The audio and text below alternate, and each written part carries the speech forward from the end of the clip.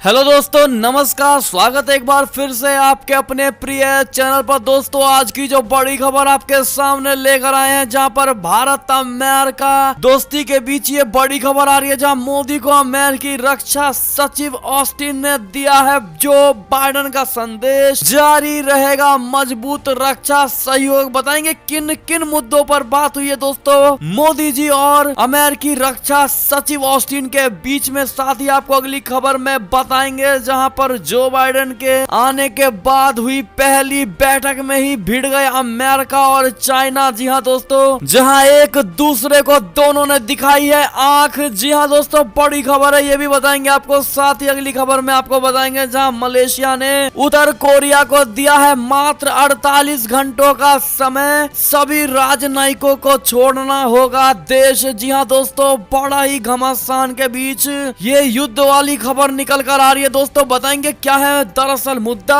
साथ ही बताएंगे दोस्तों, जहां पर योगी आदित्यनाथ जी से जुड़ी खबर आ रही है, जहां 4 साल 4 फैसले को लेकर योगी जी की वाहवाही हो रही है हर राज्य में। जी हां दोस्तों, वो क्या बात है, और अन्य राज्य के मुख्यमंत्री भी योगी जी का मॉडल अपना रहे हैं दोस्तों। बताएंगे पूरी खबर क्या है। साथ ही पश्चिम बंगाल से ओपिनियन पोल से जुड़ी खबर आ रही है दोस्तों, जहां पर बनती दिखाई दे रही है इस पार्टी की बड़ी सरकार बंगाल में। जी हाँ दोस्तों, किस पार्टी की सरकार बन रही है ओपिनियन पोल में बताएंगे दोस्तों, तो बने रहेगा वीडियो के अंत तक। और अभी खबरों में आगे बढ़ने से पहले, अगर आप भी मानते हैं कि मोदी जी है तो हर चीज संभव है, भारतीय सेना है तो हमारा देश गर्व से जी रहा है, तो इस वीडियो को अभी कर दीजिए लाइक, चैनल को कर दीजिए सब्सक्राइब, बेल आइकन दबाइए, साथ ही कमेंट बॉक्स में लिख दीजिएगा जय हिंद। जी हाँ दोस्तों, चलते हैं पहली और सबसे बड़ी खबर की तरफ, जहां पर भारत अमेरिका रिश्ते को लेकर खबर, जहां मोदी जी को अमेरिकी रक्षा सचिव ऑस्टिन ने दिया जो बाइडेन का संदेश, जारी रहेगा मजबूत रक्षा सहयोग। जी हां दोस्तों, 3 दिन के भारतीय दौरे पर पहुंचे अमेरिकी रक्षा मंत्री लॉर्ड जेम्स ऑस्टिन ने पहले ही दिन शुक्रवार को प्रधानमंत्री नरेंद्र मोदी जी से मिलकर उन्हें अमेरिकी राष्ट्रपति जो बाइडेन का संदेश दिया है। ऑस्टिन ने प्रधानमंत्री नरेंद्र मोदी जी से कहा है कि उनकी सरकार दोनों देशों के बीच द्विपक्षीय रक्षा सहयोग को पहले की ही तरह मजबूती से बरकरार रखेगी। अमेरिकी रक्षा मंत्री का पालम हवाई अड्डे पर उतरने के बाद जोरदार स्वागत हुआ है दोस्तों। प्रधानमंत्री कार्यालय के मुताबिक ऑस्टिन से मुलाकात में प्रधानमंत्री नरेंद्र मोदी जी ने उन्हें दोनों देशों के बीच रणनीतिक साझेदारी को लेकर अपना दृष्टिकोण बताया और भारत अमेरिकी संबंधों में द्विपक्षीय रक्षा सहयोग की अहम भूमिका पर जोर दिया है। प्रधानमंत्री नरेंद्र मोदी जी ने दोनों देशों के बीच करीबी संबंधों का स्वागत किया है दोस्तों, जो लोकतंत्र, बहुलवाद और कानून आधारित शासन के लिए प्रतिबद्धता के साझा मूल्यों पर आधारित है। जी हाँ दोस्तों, ऑस्टिन ने कहा है कि उनकी सरकार हिंद प्रशांत व उससे आगे भी कई क्षेत्रों में शांति, स्थिरता और समृद्धि के लिए भारत के साथ सामरिक साझेदारी को आगे बढ़ाने के लिए बेहद उत्सुक है। उन्होंने आगे कहा कि जो बाइडेन की तरफ से प्रधानमंत्री नरेंद्र मोदी जी को तहे दिल से शुभकामनाएं भी दी हैं दोस्तों। प्रधानमंत्री नरेंद्र मोदी जी ने बैठक के बाद ट्वीट में लिखा है कि भारत और अमेरिका द्विपक्षीय सामरिक साझेदारी के लिए प्रतिबद्ध है, जो वैश्विक भलाई के लिए ताकत का काम करेगी। ऑस्टिन ने भारत के राष्ट्रीय सुरक्षा सलाहकार अजीत डोभाल से भी मुलाकात की। जी हाँ दोस्तों, ऐसे में भारत और अमेरिका के रिश्ते को अगर आप भी मानते हैं दोस्तों कि बहुत ही गहरा रिश्ता है और ये रिश्ता आसानी से नहीं टूटने वाला, तो आप भी कमेंट सेक्शन में लिख दीजिएगा हमारा रिश्ता मजबूत है। जी हाँ दोस्तों, चलते हैं दूसरी खबर की तरफ, जहां जो बाइडेन के आने के बाद पहली ही बैठक में भिड़ गए अमेरिका और चाइना, एक दूसरे को दिखाई है आंख। जी हाँ दोस्तों, अमेरिका में नई सरकार बनने के बाद गुरुवार को पहली बार चीन के साथ एक उच्च स्तरीय बैठक हुई दोस्तों। इसमें दोनों देशों के अधिकारी आपस में ही भिड़ गए। जी हाँ दोस्तों, सही सुना आपने। इस बात के कयास पहले से लगाए जा रहे थे कि डोनाल्ड ट्रंप के वक्त में चीन और अमेरिका के रिश्ते जैसे थे उससे भी खराब जो बाइडेन की सरकार में होने वाले हैं, और वही हुआ दोस्तों। गुरुवार को अलास्का में बैठक शुरू होते ही दुनिया के दोनों बड़े प्रतिद्वंदी सार्वजनिक रूप से आपस में भिड़ गए। जी हाँ दोस्तों, अमेरिका ने इस बैठक में चीन पर आरोप लगाया कि वो मीटिंग के नियमों का उल्लंघन कर रहा है। इस बैठक को लेकर पहले से ही कलह का अंदेशा था। राजनयिकों का पहले से ही कहना था कि अमेरिका अगर सोचता है कि चीन अपने रुख में कोई तब्दीली लाएगा तो वो उसका भ्रम है। जी हाँ दोस्तों,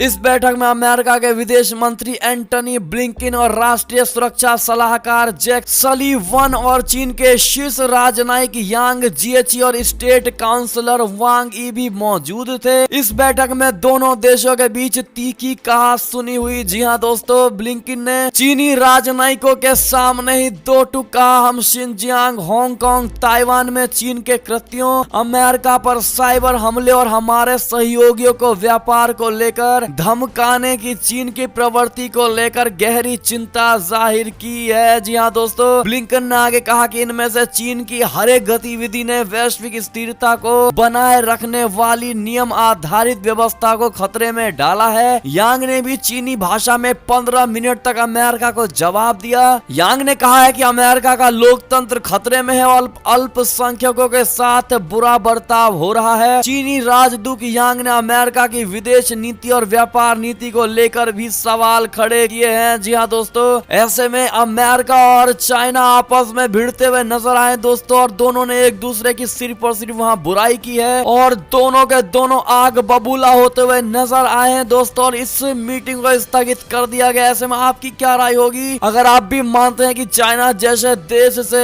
हर कोई खफा ही होगा तो कमेंट सेक्शन में चाइना को बहिष्कार कर देना चाहिए वर्ल्ड स्तर पर जरूर लिखिएगा दोस्तों। आपकी अपनी पर्सनल राय क्या होगी बताना बिल्कुल मत भूलिएगा। चलते हैं तीसरी और सबसे बड़ी खबर की तरफ, जहां मलेशिया ने उत्तर कोरिया को दिया मात्र 48 घंटों का समय। सभी राजनयिकों को देश छोड़ना होगा। दोस्तों बता दें, मलेशिया ने शुक्रवार को कहा है कि वो उत्तर कोरिया के सभी राजनयिकों को 48 घंटे के भीतर देश छोड़ने का आदेश देगा। उत्तर कोरिया के एक संदिग्ध अपराधी को अमेरिका प्रत्यर्पित करने के मलेशिया के फैसले के बाद दोनों देशों के कूटनीतिक संबंधों में खटास आ गई है। इसके बाद उत्तर कोरिया ने मलेशिया से सभी संबंध समाप्त कर लिए थे। मलेशिया की इस घोषणा से कुछ ही घंटे पहले उत्तर कोरिया ने कहा था कि वो मलेशिया के साथ कूटनीतिक संबंधों को पूरी तरह तोड़ रहा है, क्योंकि उसने अमेरिकी दबाव में उत्तर कोरिया के खिलाफ पूरी तरह प्रतिकूल कदम उठाया है। उत्तर कोरिया ने धन शोधन के आरोपों को अमेरिका द्वारा गढ़ा हुआ और सरासर साजिश बताया था और चेतावनी दी थी कि वॉशिंगटन इसका उचित मूल्य चुकाएगा। ये वॉशिंगटन और प्योंगयांग के बीच बढ़ती दुश्मनी की नवीनतम घटना है दोस्तों। उत्तर कोरिया ने परमाणु गतिरोध को लेकर अमेरिका के जो बाइडेन प्रशासन पर भी दबाव बढ़ाया है। चलते हैं चौथी बड़ी खबर की तरफ, जहां नेपाल से खबर है कि सत्ताधारी गठबंधन ने 24 सदस्यीय संसदीय बोर्ड और टास्क फोर्स का गठन कर लिया है दोस्तों। नेपाल में प्रधानमंत्री केपी शर्मा ओली के नेतृत्व वाली सत्ताधारी सीपीएन यूएमएल गठबंधन ने बृहस्पतिवार को संसदीय दल की बैठक आयोजित की थी। इस बैठक में 24 सदस्यीय संसदीय बोर्ड और एक 3 सदस्यीय टास्क फोर्स गठित किया था। टास्क फोर्स पार्टी के विधान में संशोधन का काम संभालेगी दोस्तों। हालांकि नेपाली मीडिया के मुताबिक इस बैठक के दौरान विपक्षी खेमा मौजूद नहीं रहा। नेपाली मीडिया के मुताबिक प्रधानमंत्री ओली के बालू वाटर स्थित अधिकृत आवास पर आयोजित बैठक में 100 से ज्यादा सांसदों ने हिस्सेदारी की है। इन सभी सांसदों को पार्टी अध्यक्ष की भी जिम्मेदारी संभाल रहे ओली का करीबी माना जाता है दोस्तों। चलते हैं पांचवी खबर की तरफ, जहां जिस वैक्सीन से डर रहे दुनिया भर के लोग उसी वैक्सीन लगवाएंगे, वही वैक्सीन लगवाएंगे यूके के प्रधानमंत्री बोरिस जॉनसन। जी हाँ दोस्तों, ब्रिटेन के प्रधानमंत्री बोरिस जॉनसन को शनिवार को कोविड-19 रोधी ऑक्सफोर्ड एस्ट्राजेनेका का टीका दिया जाएगा दोस्तों। हालांकि कई यूरोपीय देशों ने खून के थक्के जमने की आशंका के चलते इस टीके की खुराक देने पर रोक लगा दी थी, लेकिन अब यह टीका फिर से दिया जा रहा है। यूरोपीय और ब्रिटिश ड्रग कंट्रोलर संस्थाओं के मुताबिक उन्होंने सभी उपलब्ध आंकड़ों का गहन वैज्ञानिक विश्लेषण किया है और निष्कर्ष निकाला है कि एस्ट्राजेनेका टीका लेने से खून के थक्के जमने का कोई साक्ष्य नहीं मिला है दोस्तों। यह टीका ऑक्सफोर्ड यूनिवर्सिटी द्वारा विकसित किया गया है और इसका उत्पादन एस्ट्राजेनेका और सीरम इंस्टीट्यूट ऑफ इंडिया कर रहे हैं। ब्रिटेन की MHRA ने सलाह दी है कि यह टीका लेने के बाद जिन लोगों को लगातार 4 दिन तक सिर में दर्द की शिकायत हो, उन्हें डॉक्टरी सलाह लेना चाहिए। ऐसे में ब्रिटेन के प्रधानमंत्री बोरिस जॉनसन टीके को लेकर व्याप्त संशय को भी दूर करना चाहते हैं। दोस्तों अगर आप भी मानते हैं कि ये कदम बोरिस जॉनसन का देश भर के हित में होगा दोस्तों, तो कमेंट सेक्शन में best of luck Boris Johnson जरूर कहिएगा। दोस्तों अगली खबर की ओर चले तो इजरायली प्रधानमंत्री बेंजामिन नेतन्याहू के नेक्ड स्टैचू यानी उनके निर्वस्त्र स्टैचू मूर्ति पर बवाल हो गया है। दोस्तों कोई नहीं जानता किसने बनाई उनकी निर्वस्त्र प्रतिमा। बता दें इजराइल के प्रधानमंत्री बेंजामिन नेतन्याहू अपनी एक प्रतिमा को लेकर सुर्खियों में है। दोस्तों इस खास प्रतिमा में उन्हें बिना कपड़ों के दिखाया गया है। हालांकि अभी तक ये स्पष्ट नहीं हो पाया है कि इस मूर्ति को बनाने वाला कौन है और कैसे उसे हबीमा चौक पर लगा दिया गया। नेतन्याहू की प्रतिमा के नीचे इजरायली हीरो लिखा हुआ है। आपको बता दें कि प्रधानमंत्री नेतन्याहू इन दिनों राजनीतिक संकट का सामना कर रहे हैं। सहयोगी पार्टी वादा खिलाफी का आरोप लगाकर उनका साथ छोड़ चुकी है और भ्रष्टाचार से जुड़े कुछ मामलों को लेकर भी उनकी छवि प्रभावित हुई है। दोस्तों राजधानी तेल अवीव के हबीमा चौक पर लगाई गई कांसे की इस प्रतिमा में बेंजामिन नेतन्याहू को बैठे हुए दिखाया गया है, लेकिन उनके शरीर पर कोई कपड़ा नहीं है। 5 मीटर ऊंची और लगभग 6 टन भारी इस मूर्ति को लेकर इजराइल में विवाद शुरू हो गया है। प्रशासन ये पता लगाने में जुट गया है कि आखिर मूर्ति को किसने बनवाया और उसे चौक पर सबकी नजरों से बचाकर कैसे लगाया गया है। दोस्तों साथ ही आपको बता दें कि इंडिया टुडे की रिपोर्ट के अनुसार मूर्ति पर बवाल होने के बाद नगर निगम अधिकारियों ने उसे हटा दिया है। दोस्तों ऐसे में आपकी क्या राय होगी? दोस्तों जिस प्रकार से किसी भी देश के प्रधानमंत्री के खिलाफ इस तरह की वाहियात हरकत करने वालों को क्या सजा मिलनी चाहिए? दोस्तों कमेंट सेक्शन में बताइएगा जरूर। भारी मात्रा में चलता अगली खबर की तरफ, लेकिन उससे पहले इस वीडियो को लाइक नहीं किया है दोस्तों तो प्लीज लाइक कर दीजिए और साथ ही चैनल को सब्सक्राइब जरूर कर लीजिएगा। अगली खबर की बात करें ऐसे में तो अमेरिका से मुकाबले के लिए साथ आएंगे चाइना और रसिया। सर्जी लावरोव की बीजिंग यात्रा में बनेगी नई रणनीति। जी हाँ दोस्तों अमेरिका से तल्ख होते रिश्तों के बीच रूस के विदेश मंत्री सर्गेई लावरोव चीन यात्रा पर जाने वाले हैं। लावरोव की अगले हफ्ते होने वाली इस यात्रा पर अमेरिका और भारत दोनों की नजरें टिकी हुई हैं। दोस्तों शिनजियांग, तिब्बत, हांगकांग और ताइवान को लेकर जहां अमेरिका और चीन आमने सामने है, तो वहीं रूस के साथ भी कई मुद्दों पर उसका विवाद चल रहा है। अमेरिकी राष्ट्रपति जो बाइडेन तो रूस के राष्ट्रपति व्लादिमीर पुतिन को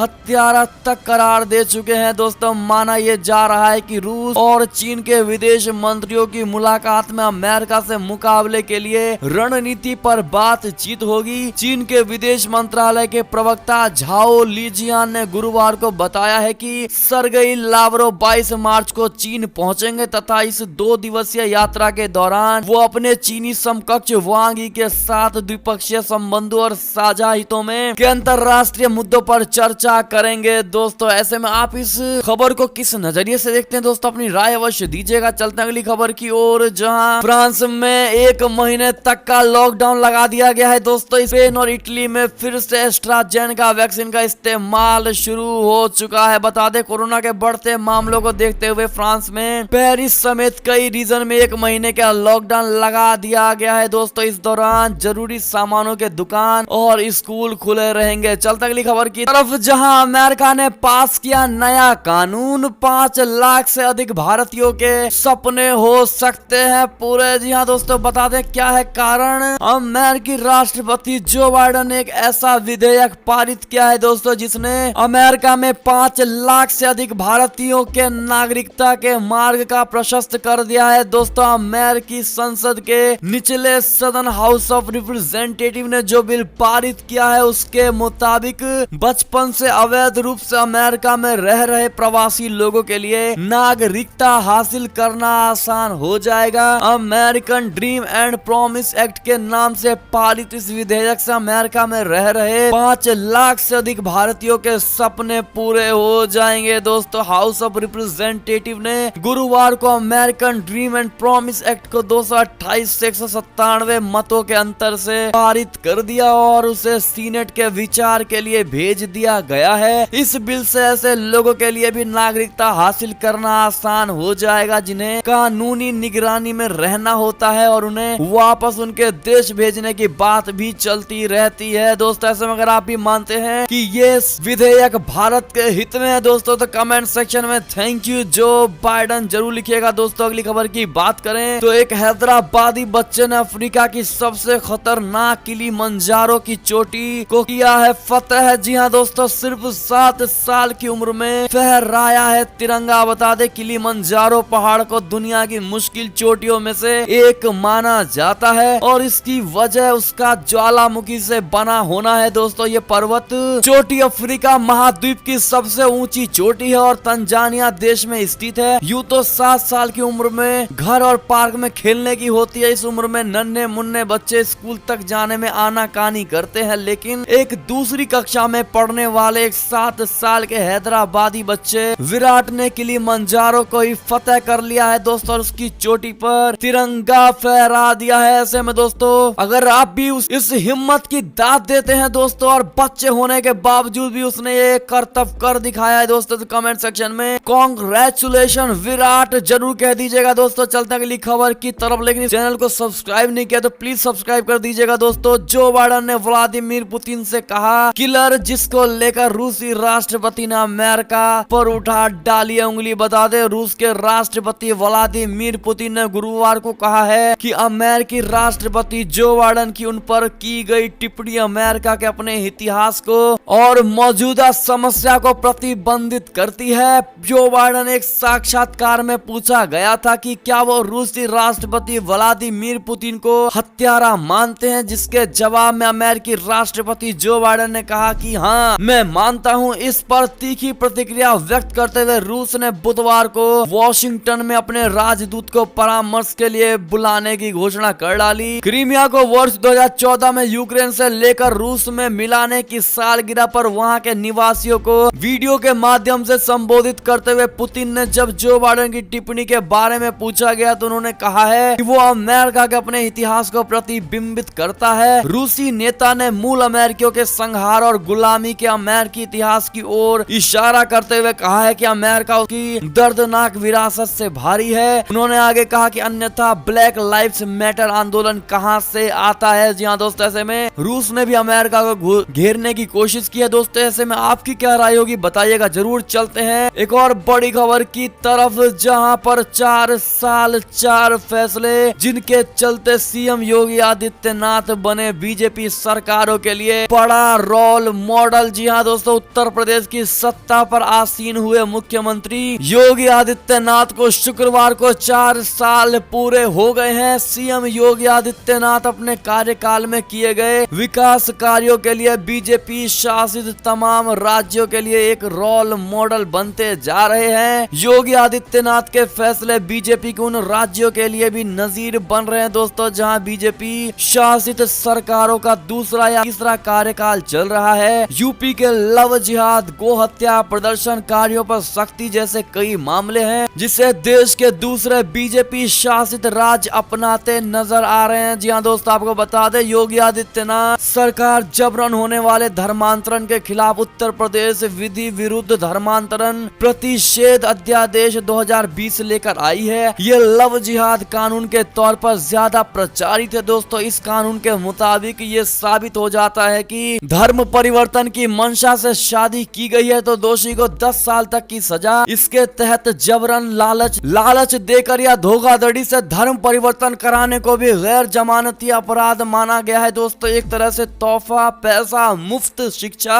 रोजगार या बेहतर सुख सुविधा का लालच देकर धर्म परिवर्तन कराना अपराध की श्रेणी में आएगा। जी हाँ दोस्तों, ऐसे में उत्तर प्रदेश की तर्ज पर मध्य प्रदेश, हिमाचल और कर्नाटक जैसे बीजेपी शासित राज्यों ने इसे अपनाया है दोस्तों। तो वहीं हरियाणा की मनोहर लाल खट्टर सरकार ने लव जिहाद कानून बनाया, लेकिन बीजेपी की सहयोगी जेजेपी के विरोध के चलते इसे कानूनी अमली जामा नहीं पहना सकी है। बिहार में नीतीश कुमार के नेतृत्व वाली सरकार से बीजेपी नेता ऐसे ही कानून की मांग उठा रहे हैं। जी हाँ दोस्तों, ऐसे में ये बड़ी खबर थी योगी आदित्यनाथ जी को लेकर। ऐसे में दोस्तों अगर आप भी मानते हैं कि योगी आदित्यनाथ जी नेता नहीं वो सितारे हैं तो कमेंट सेक्शन में ये बात जरूर लिखिएगा दोस्तों कि आप योगी जी को किस स्तर पर देखना चाहेंगे आने वाले कुछ सालों में, किस पद पर उनको देखना चाहेंगे दोस्तों, तो बताना बिल्कुल मत भूलिएगा। देखते हैं हमारी भारत की जनता योगी आदित्य आदित्यनाथ जी के बारे में कैसा मन में ख्याल रखती है। दोस्तों चलते हैं अगली खबर की तरफ, जहां सर्वर में खराबी से करीब आधे घंटे तक ठप रही व्हाट्सएप, इंस्टाग्राम और फेसबुक। जी हाँ दोस्तों, जिसको लेकर यूजर्स को हुई है भारी परेशानी। बता दें आपको, शुक्रवार की रात को सोशल मीडिया एप्लीकेशन व्हाट्सएप करीब आधे घंटे तक ठप रहा। इससे यूजर्स को भारी परेशानी का सामना करना पड़ा। दोस्तों यूजर्स ना तो संदेश भेज पा रहे थे और ना ही रिसीव कर पा रहे थे। इसके अलावा इंस्टाग्राम, फेसबुक भी कुछ देर के लिए ठप रहा था। दोस्तों इनके सर्वर में दिक्कत के कारण ये परेशानी आई और करीब आधे घंटे बाद स्थिति सामान्य हो गया। ऐसे में दोस्तों कितने हमारे भाई बहन है जिसको ये परेशानी कल रात झेलनी पड़ी। दोस्तों जिनका व्हाट्सएप नहीं चल रहा था, कमेंट करके जरूर बताइएगा जिन्होंने भी ये प्रॉब्लम फेस किया। देखते हैं कितने भाई बहन का कल ये दिक्कत आया। दोस्तों अगली खबर की बात करें ऐसे में तो ममता बनर्जी ने प्रधानमंत्री पर साधा निशाना तो भड़क गए शुवेंदु अधिकारी। कहा मोदी के खिलाफ बोलने का मतलब है भारत माता के खिलाफ बोलना। जी हाँ दोस्तों, पश्चिम बंगाल का चुनावी रण जीतने के लिए बीजेपी ममता के गढ़ की घेराबंदी करने में जुटी हुई है, जबकि टीएमसी जोर शोर से चुनाव प्रचार करके बीजेपी को हराने का दावा कर रही है। इसी बीच टीएमसी सुप्रीमो ममता बनर्जी ने प्रधानमंत्री नरेंद्र मोदी जी पर निशाना साधते हुए तीखा प्रहार किया है। दोस्तों जिसका बीजेपी नेता शुवेंदु अधिकारी ने करारा जवाब दिया है। आपको बता दें, शुवेंदु अधिकारी ने कहा है कि आपको कोरोना के खिलाफ प्रधानमंत्री नरेंद्र मोदी का टीका लेना होगा। वो चुने हुए प्रधानमंत्री है, उनके खिलाफ बोलने का मतलब भारत माता और लोकतंत्र के खिलाफ बोलना है। पाकिस्तान और बांग्लादेश में वैक्सीन नहीं है, इसलिए आपको प्रधानमंत्री नरेंद्र मोदी जी का टीका ही लेना होगा। जी हाँ दोस्तों, ऐसे में आपकी क्या राय होगी इस खबर को लेकर बताइएगा जरूर। चलते हैं अगली खबर की तरफ, जहां बंगाल चुनाव बीजेपी जीतेगी या टीएमसी सट्टा बाजार ने कर दी है बड़ी तैयारी, जहां कमल छाप का बोलबाला होगा। दोस्तों सही सुना आपने, बंगाल में विधानसभा चुनाव की सरगर्मी बढ़ने के बाद इस सट्टा बाजार में हलचल बढ़ गई है। बगैर किसी औपचारिक आधारभूत ढांचे के ये बाजार फलता फूलता रहता है, जैसा कि आप सभी जानते होंगे, और अनौपचारिक तरीके से इसमें करोड़ों रुपए तक लगाए जाते हैं। ऐसे में मिली जानकारी के मुताबिक बड़े सट्टा व्यापारियों को अभी भी पहले चरण के मतदान यानी 27 मार्च का इंतजार है। इसके बाद यानी 28 मार्च को ही उनका भाव खुलेगा। सट्टोरियों की नजर में फिलहाल स्थिति भाजपा के पक्ष में है। दोस्तों ऐसे में 149 और 151 सीट की लड़ाई है। दोस्तों अगर आपको बता दें कि भाजपा के पक्ष में पैसे लगाने पर भाजपा को 151 या उससे अधिक सीटें मिलती है तो दुगने पैसे वापस मिलेंगे। दोस्तों और इन सट्टोरियों का कहना है कि इस बार पाला बीजेपी के हाथ में है और बंगाल में पूरे समर्थन के साथ बीजेपी की सरकार बनेगी। आप क्या मानते हैं दोस्तों? इस खबर को लेकर अपनी राय अवश्य दीजिएगा और आपको बता दें कि हम लोग सट्टा बाजार को बिल्कुल भी सपोर्ट नहीं करते हैं। दोस्तों ये एक तरह से इलीगल है। चलते अगली खबर की ओर, जहां 26 मार्च को होगा भारत बंद, पंजाब में दूध व सब्जी की आपूर्ति रोकेंगे किसान और 10 अप्रैल से फसलों की खरीद भी होगी शुरू। जी हाँ दोस्तों, ऐसे में ये थे अब तक की सारी बड़ी खबरें। आपको हमारी खबरें कैसी लगी दोस्तों? आशा करता हूँ बहुत अच्छी लगी होगी। अगर जरा भी अच्छी लगी तो इस वीडियो को अभी अपने भाई बंधुओं में व्हाट्सएप, फेसबुक, ट्विटर के जरिए पूरे भारत में शेयर करना बिल्कुल मत भूलिएगा दोस्तों। और अभी